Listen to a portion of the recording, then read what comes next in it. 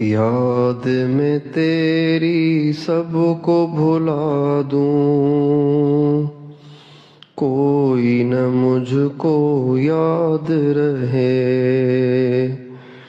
بسم اللہ الرحمن الرحیم۔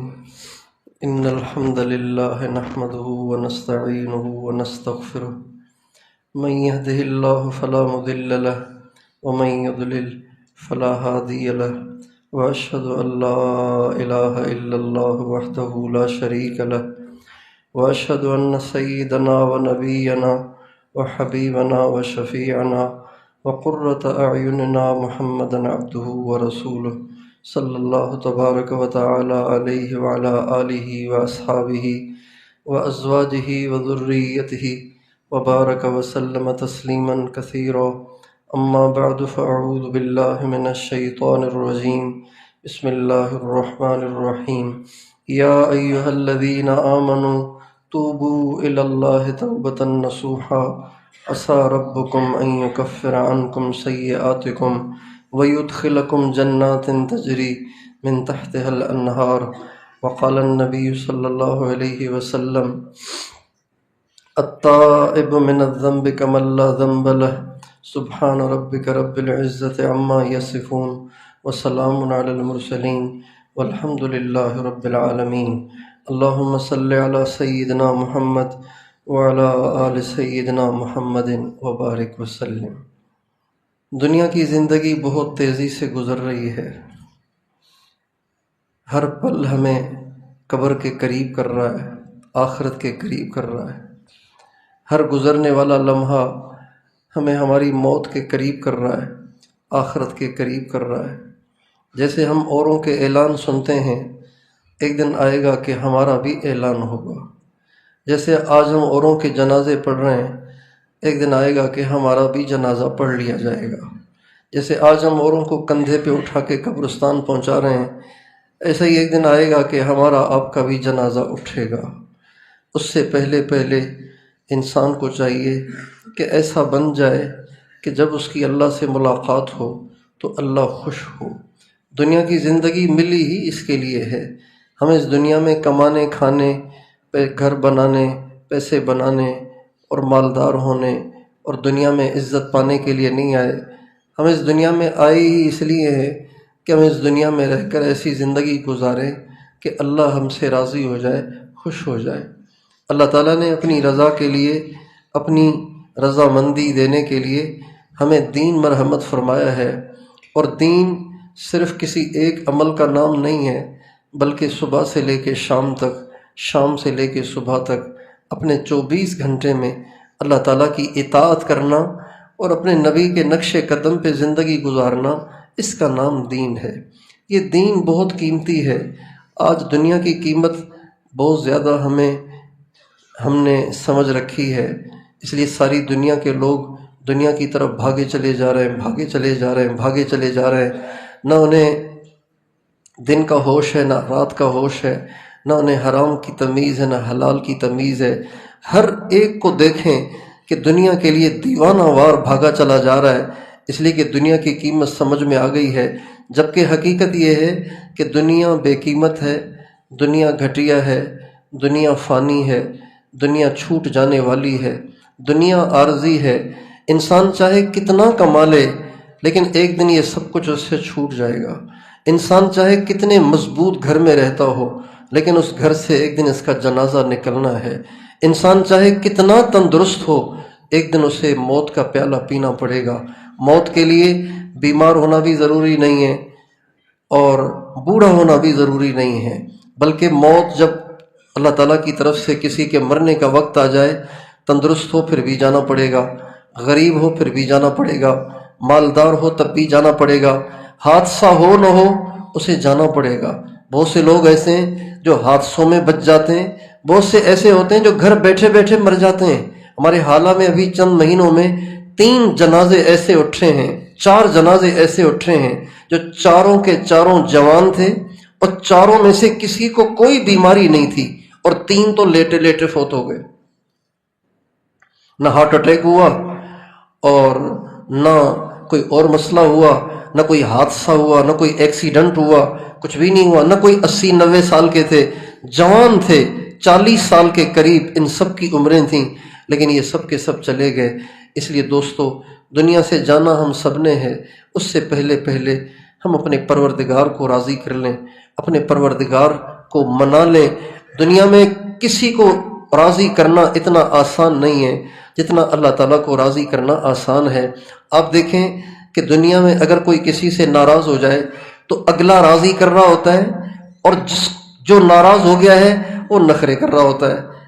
جس نے ناراض کیا ہے وہ پیچھے پھر رہا ہوتا ہے، اور جس کو تکلیف پہنچی ہے وہ آگے ہوتا ہے، وہ نخرے کر رہا ہوتا ہے، اور وہ تانے دے رہا ہوتا ہے، اور وہ باتیں سنا رہا ہوتا ہے کہ تجھے شرم نہیں آتی، تو میرے ساتھ یوں کرتا ہے۔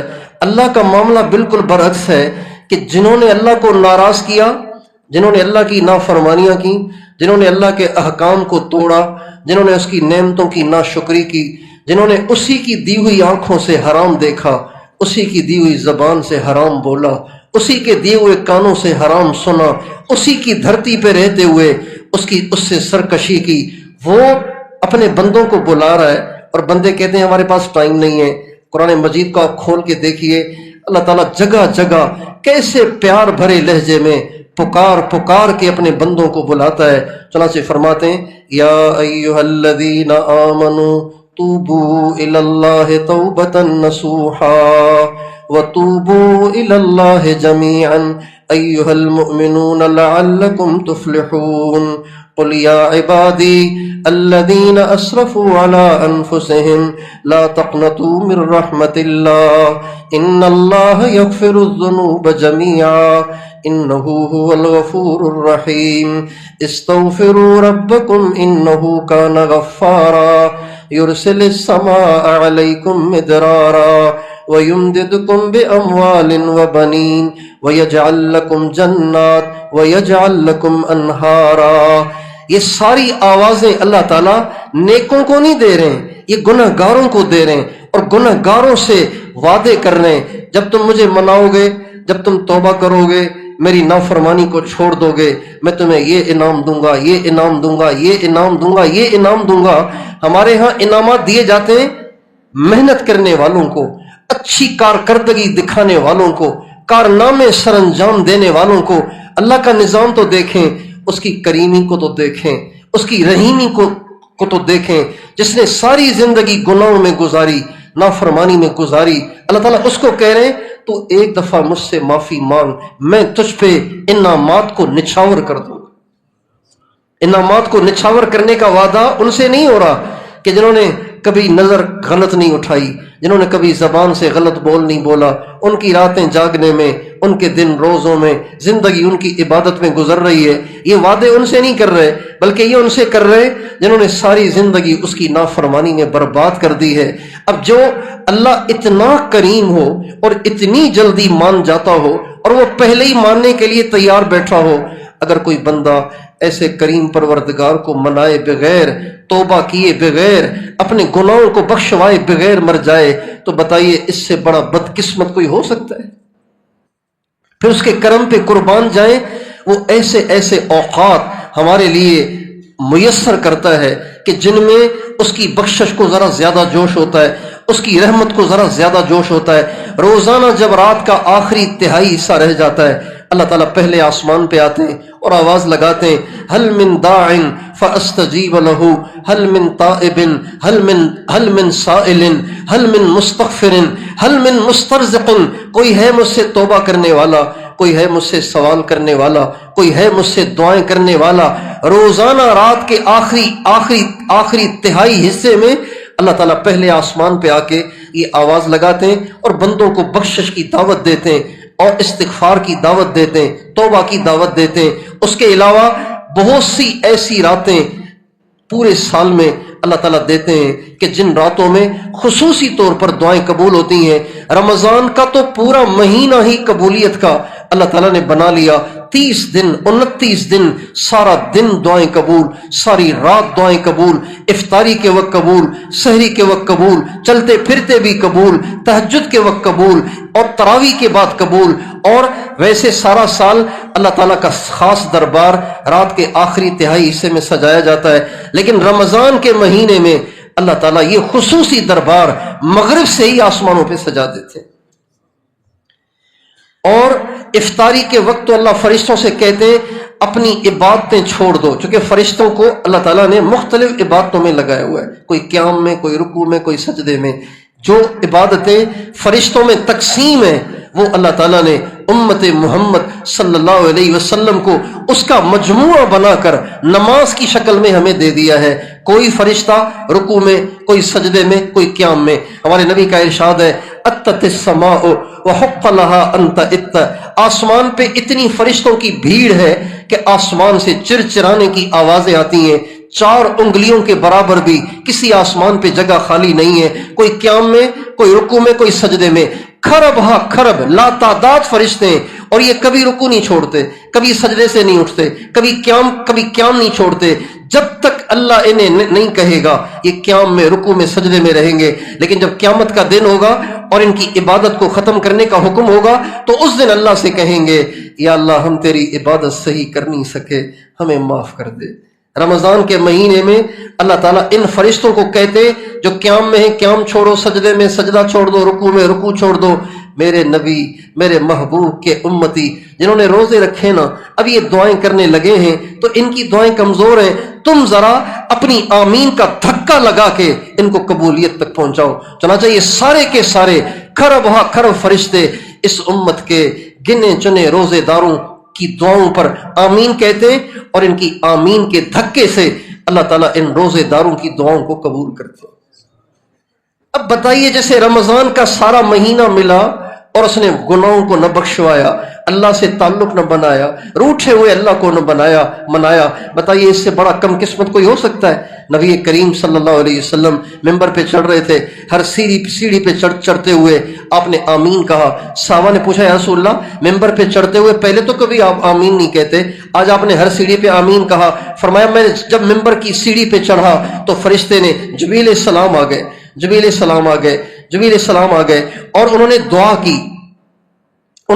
کی، دعا یہ کی اے اللہ جسے رمضان کا مہینہ ملے، رمضان کا اتنا لمبا مہینہ ملے، پھر بھی وہ اپنے گناہوں کو نہ بخشوائے، اے اللہ اسے ہلاک کر۔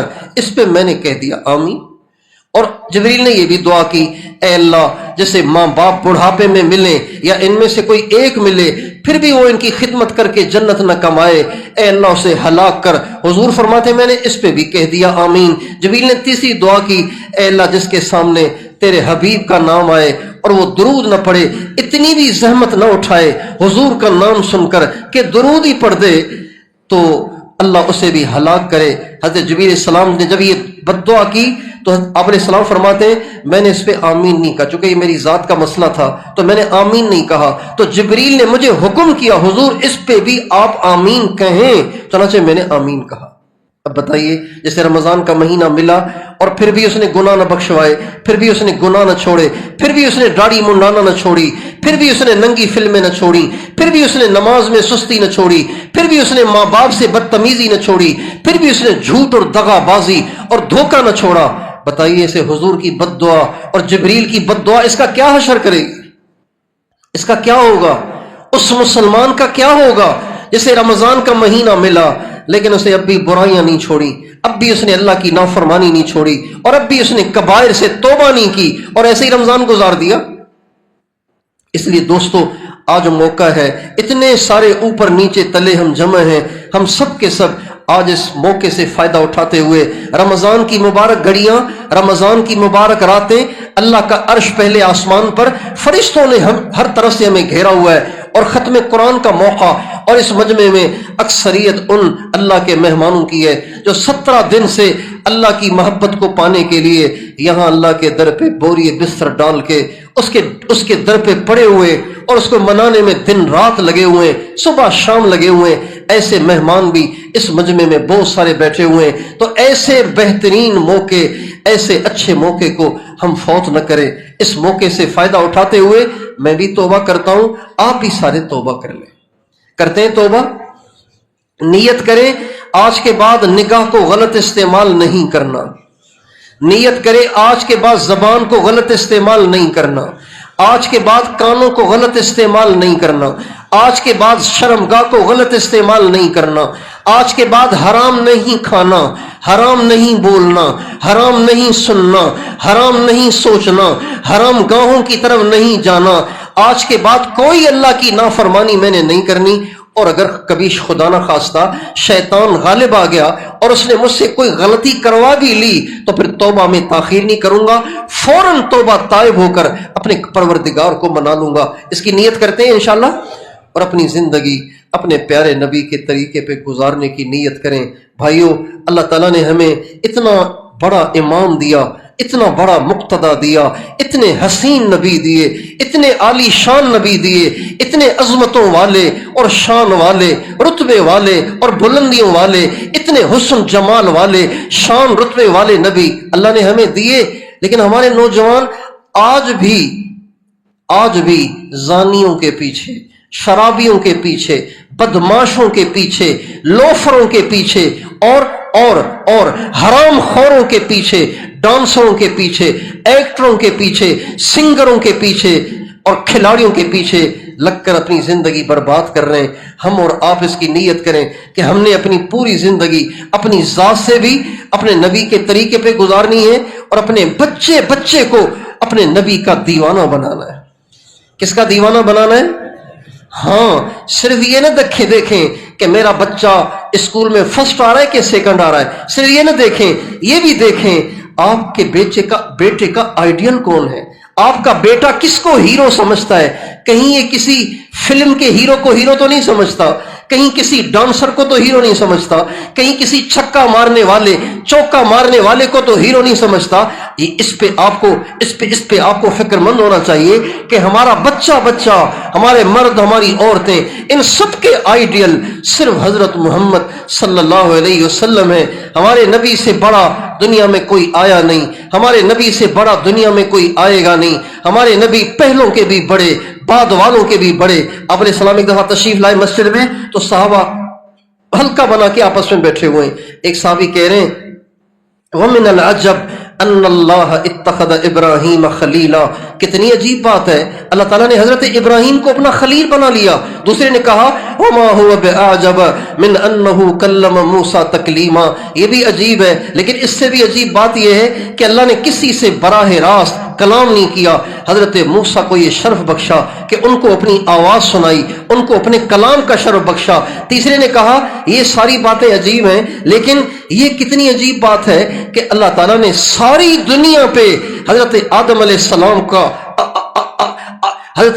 السلام کو اللہ نے ساری دنیا پہ فضیلت بخشی کہ ان کو باپ بنایا، باقی سارے بڑوں کو ان کا بچہ بنا دیا۔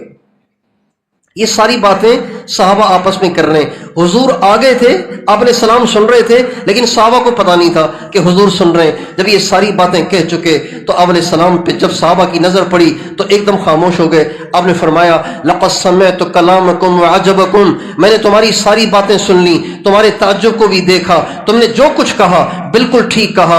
ابراہیم اللہ کے خلیل ہیں، موسیٰ اللہ کے کلیم ہیں، آدم ساری دنیا کے ابا ہیں، لیکن سنو انا اللہ و انا حبیب اللہ ولا فخر، لیکن کان کھول کے سنو، کوئی خلیل ہوگا، کوئی کلیم ہوگا، کوئی ساری دنیا کا ابا ہوگا، میں اللہ کا محبوب ہوں۔ اللہ وانا سید الاولین والآخرین، میں پہلوں کا بھی سردار ہوں، میں بعد والوں کا بھی سردار ہوں۔ لواء الحمد بیدی یوم القیامہ، سارے بنی آدم کا جھنڈا اللہ قیامت کے دن مجھے پکڑائے گا اور اللہ مجھے سب کا سردار بنائے گا۔ اللہ نے ہمیں ایسے نبی دیے ہیں، پھر بھی ہم ان لچے لپھنگوں کے پیچھے زندگیاں گزار رہے ہیں۔ ہمارا نوجوان اپنی زندگی ان کے پیچھے چل کے گزار رہا ہے۔ اس کا ہمیں درد ہونا چاہیے، اس کی ہمیں تکلیف ہونی چاہیے، اس کی ہمیں پریشانی ہونی چاہیے۔ آپ کو اس کی پریشانی ہوتی ہے کہ آپ کا بیٹا ہیروئن استعمال کرنے لگ گیا ہے، آپ کا بیٹا چرس پینے لگ گیا ہے، آپ کا بیٹا منشیات میں مبتلا ہو گیا ہے، اس کا درد ہے، اس کا بھی درد ہو کہ آپ کا بیٹا داڑھی کیوں منڈاتا ہے، آپ کا بیٹا نماز کیوں نہیں پڑھتا ہے، آپ کا بیٹا نبی کے طریقے پہ لباس کیوں نہیں پہنتا ہے، آپ کا بیٹا اپنے نبی کو آئیڈیل کیوں نہیں بناتا ہے، اس کا درد ہونا چاہیے۔ اللہ تعالیٰ نے ہمیں ایسے نبی دیے۔ دیکھیں جب کوئی بڑا ہو نا، جب کوئی بڑا ہو اس کے شایان شانوں سے معاملہ نہ ہونا تو پھر یہ اس کی ناقدری اور بے ادبی کہلاتی ہے، یہ اس کی بے ادبی اور ناقدری کہلاتی ہے۔ ہمارے نبی کے پاس حضرت عمر رضی اللہ تعالیٰ عنہ حاضر ہوئے تو حضرت عمر کے ہاتھ میں تورات کے کچھ صحائف تھے، تورات کے کچھ صحیفے تھے۔ ہمارے نبی کے پاس وہ آئے تھے صرف سنانے کے لیے کہ حضور مجھے یہ یہودیوں سے ملیں تورات کے صحیفے، یہ دیکھیں کتنی اچھی اچھی باتیں لکھی ہوئی ہیں اس میں۔ اس نیت سے وہ حضور کے پاس آئے۔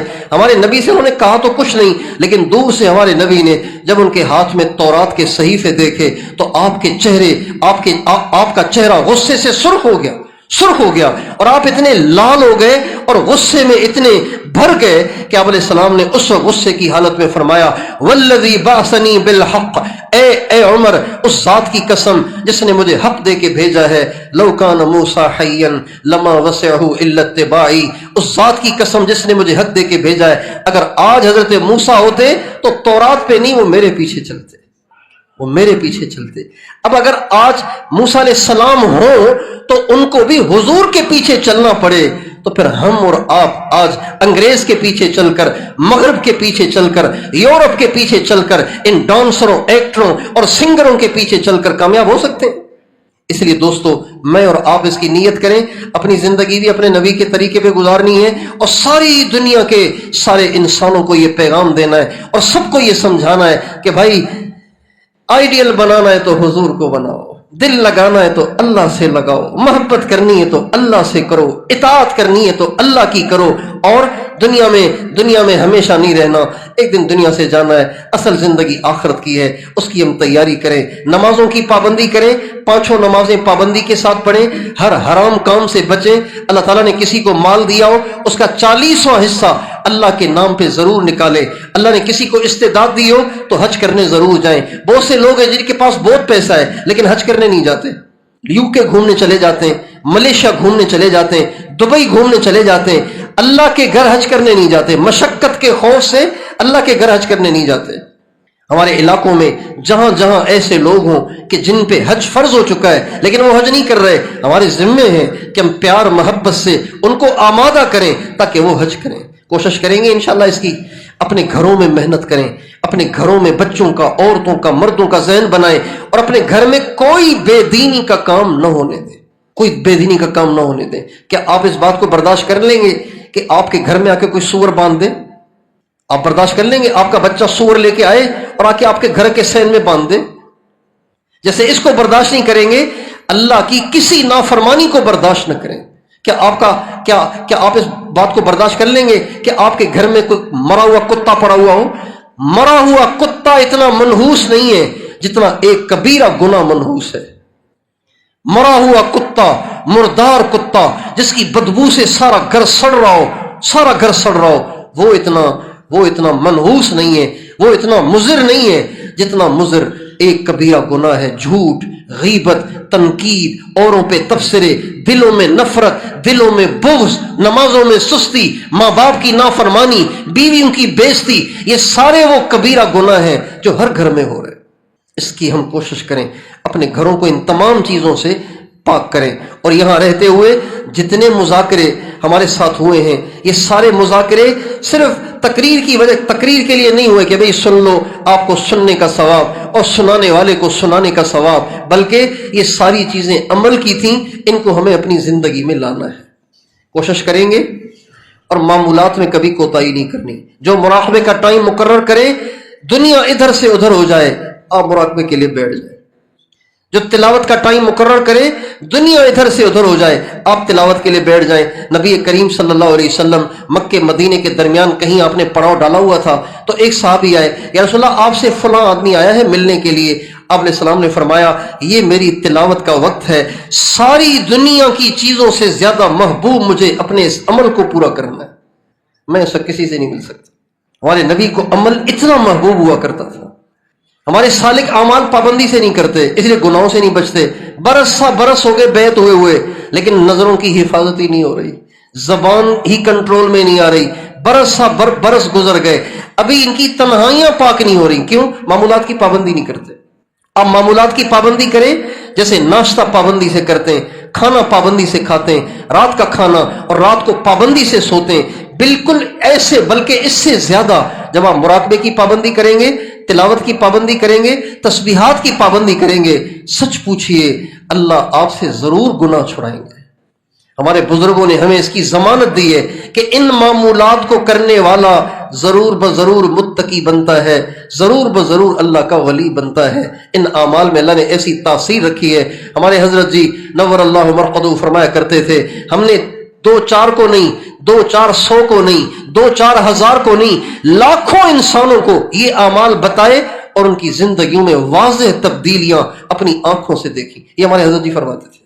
اس لیے ہر ضرورت ہماری چھوٹے، مراقبہ نہ چھوٹے، تہجد نہ چھوٹے، تلاوت نہ چھوٹے، درود نہ چھوٹے، استغفار نہ چھوٹے، اور ہمارا وقوف قلبی نہ ٹوٹے.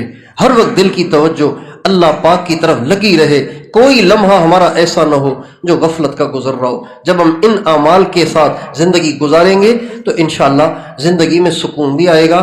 آہستہ آہستہ گناہ بھی سارے چھوٹ جائیں گے اور آپ خود چند دن میں اللہ تعالیٰ سے محبت کو محسوس کریں گے. تو ان اعمال کی بھی پابندی فرمائیں گے نا انشاءاللہ. اللہ تعالیٰ سب کو اعمال کی پابندی دے اور تقوی کا کمال دے، ایمان کا کمال دے، اپنی محبت میں کمال دے، اپنی معرفت کا کمال دے. اور اللہ ہمارے گھروں میں بھی ایسا معرفت کا، محبت کا ماحول بنا دے. ہماری عورتوں کو بھی اللہ سے محبت ہو جائے، بچوں کو بھی اللہ سے محبت ہو جائے، اور جوانوں کو، بوڑھوں کو نبی پاک علیہ السلام سے محبت ہو جائے. اس کے لیے آپ سب سے درخواست ہے، روزانہ اپنے گھروں میں اپنے بچوں کو، عورتوں کو نبی کریم صلی اللہ علیہ وسلم کے واقعات سنایا کریں. نبی پاک علیہ السلام کے واقعات سنایا کریں. جب آپ اپنے بچوں کو بچپن سے حضور کے واقعات سنائیں گے تو یہ بچے بچپن سے ہی حضور سے متاثر ہوں گے. ہم نے دیکھا یمن میں ہم گئے تو وہاں کے لوگوں کو نبی پاک علیہ السلام سے اتنی محبت ہے، اتنی محبت ہے، اتنی محبت ہے کہ ہم نے کہیں دنیا میں ایسی محبت نہیں دیکھی. کئی دفعہ یہ دیکھنے کا موقع ملا کہ 2 آدمی آپس میں کسی بات پہ آپس میں گرما گرم ہو گئے. اور یمن والے جذباتی بھی بہت ہیں، بہت جذباتی، اور موٹاپا وہاں پہ نہیں ہے. پورے یمن میں ہمیں صرف 1 آدمی موٹا ملا، پورے ملک میں 1 موٹا ملا ہمیں. سارے پتلے پتلے پتلے پتلے، جذباتی، توڑنے والے، بھاگنے والے اور اعمال والے، پرہیزگار، اور 100% پردہ، 100% نمازی. تو وہاں کے لوگوں میں ہم نے یہ چیز دیکھی کہ حضور سے بڑی محبت. چنانچہ 2 آدمی آپس میں کسی بات پہ غصے ہو گئے، اس نے اس کو دھمکی دی، اس نے اس کو دھمکی دی. قریب تھا کہ ایک دوسرے کا گلا دبا دیں گے، ایک دوسرے کے دانت توڑ دیں گے، لیکن جو ہی وہ ایک دوسرے کی طرف لپکتے تھے تو تیسرا کہتا، یا اخی صلی علی النبی، او بھائی درود پڑھ، کیا کر رہا ہے؟ بس حضور کا نام کان میں پڑھتے ہی وہ ایسے ٹھنڈے ہو جاتے جیسے کسی نے برف گرا دی ان کے اوپر. یہ ایک دفعہ نہیں، 20 جگہ دیکھنے کا موقع ملا. مردوں میں، عورتوں میں، بچوں میں، سب کا یہ حال تھا. ایک دفعہ ایک مسجد میں راستے سے گزر رہے تھے تو راستے میں ایک مسجد میں نماز پڑھی ہم نے، رہبر ہمارے ساتھ تھے. تو میرے برابر میں ایک بچے نے میرے پاس نماز پڑھی. تو میں نے ویسے ہی بچے سے کہا، میں نے کہا کہ کیا نام ہے آپ کا؟ اس نے نام بتایا. بچہ ہوگا کوئی 6-7 سال کا یا 5 سال کا بچہ ہوگا. میں نے کہا کیا نام ہے؟ نام بتایا. ابو کا کیا نام ہے؟ ابو کا نام بتایا. میں نے کہا حضور سے آپ کو محبت ہے؟ کہاں کیوں نہیں ہے، یہ کوئی پوچھنے کی بات ہے؟ بچے نے کہا یہ کوئی پوچھنے کی بات ہے، حضور سے محبت کیوں نہیں ہے؟ حضور سے تو محبت ہے، اور کس سے محبت ہے؟ میں نے کہا کتنی؟ کا کثیر، بہت.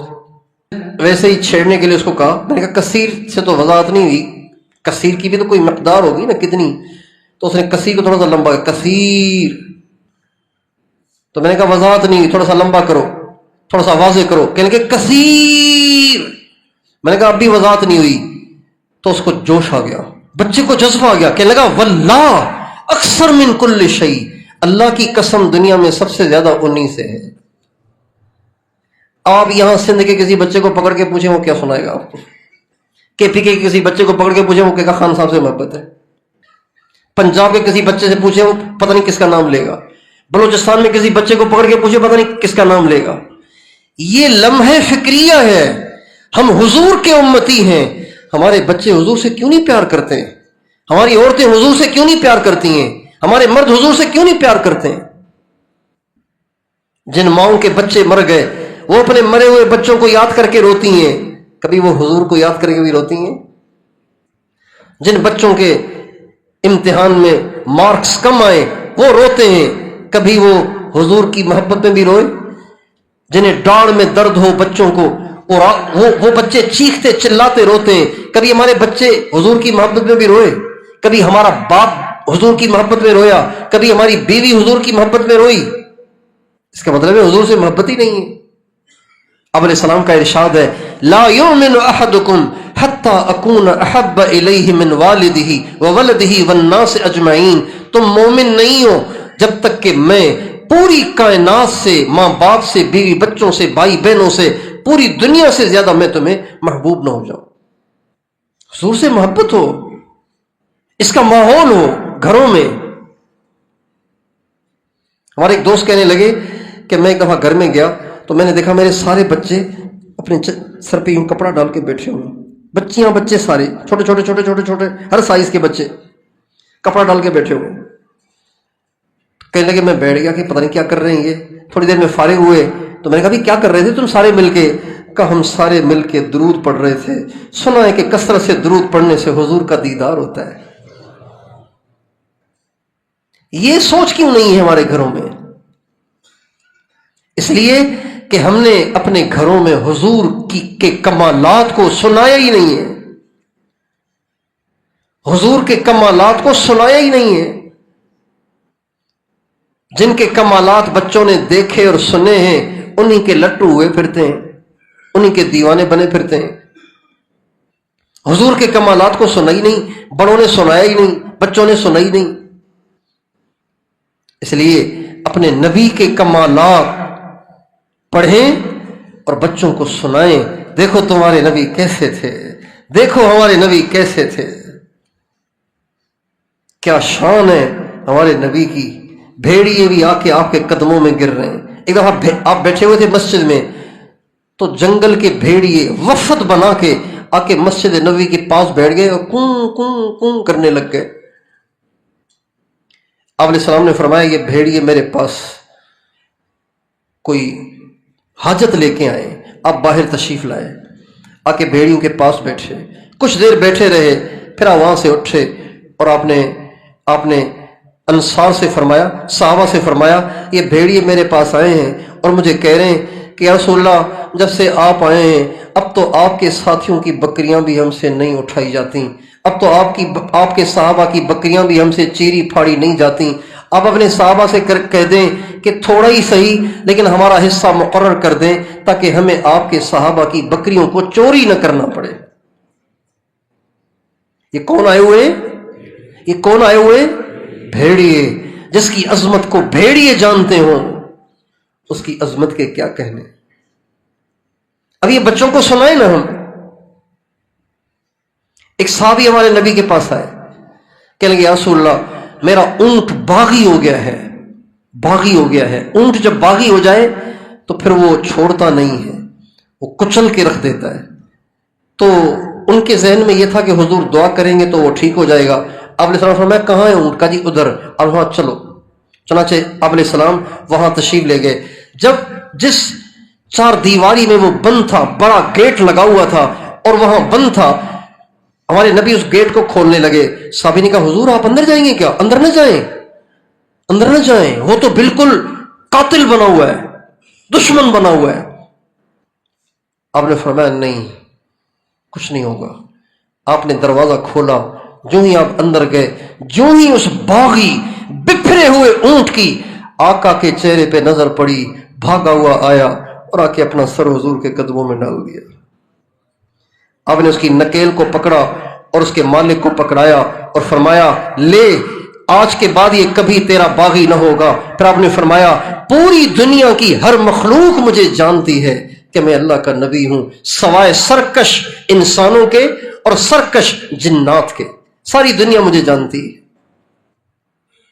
یہ بچوں کو سنائیں ہم کہ ہمارے نبی ایسے تھے کہ باغی اور بکھرے ہوئے اونٹ بھی ہمارے نبی کی عزت کرتے تھے۔ حضرت علی فرماتے ہیں آپ علیہ السلام نبوت سے پہلے، نبوت کا اعلان کرنے سے پہلے آپ پتھر کے پاس سے گزرتے تھے تو پتھر کہتا تھا السلام علیکہ یا رسول اللہ۔ ہم دائیں بائیں دیکھتے تو کوئی نظر نہیں آتا تھا، بعد میں پتا چلا کہ وہ تو پتھر تھا جو سلام کرتا تھا۔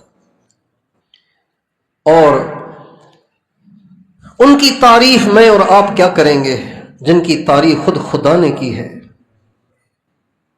حضور کی تعریف کس نے کی ہے؟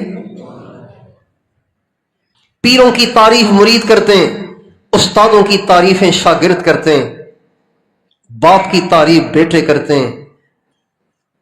اس ہستی کے کیا کہنے کہ جس کی تعریف اس کے بنانے والے نے کی ہے۔